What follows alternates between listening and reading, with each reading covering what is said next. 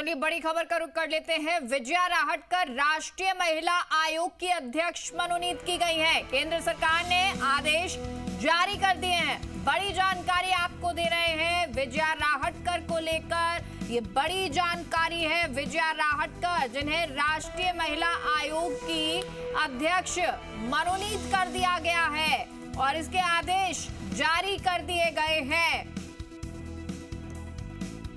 तो ये इस वक्त की बड़ी खबर विजया राहटकर से जुड़ी हुई, जिन्हें अब जिम्मेदारी दी गई है और ये बड़ी जिम्मेदारी दी गई है। भारतीय जनता पार्टी से वो हैं और राजस्थान भाजपा की सह प्रभारी हैं और अब उनको एक और जिम्मेदारी दी गई है।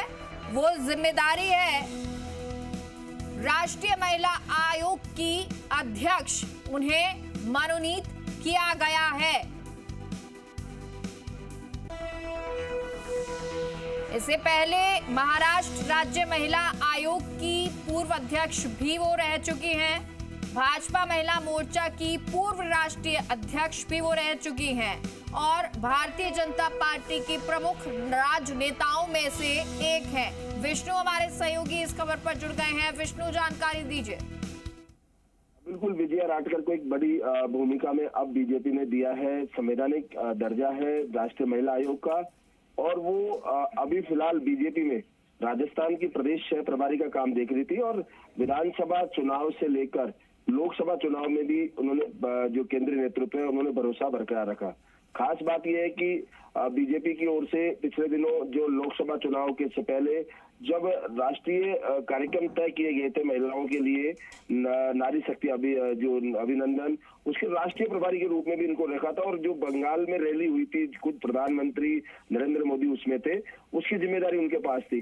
तो ऐसे में एक बड़ी भूमिका का अंदाजा उनका तभी से लग रहा था कि एक बड़ी भूमिका बीजेपी देने वाली है।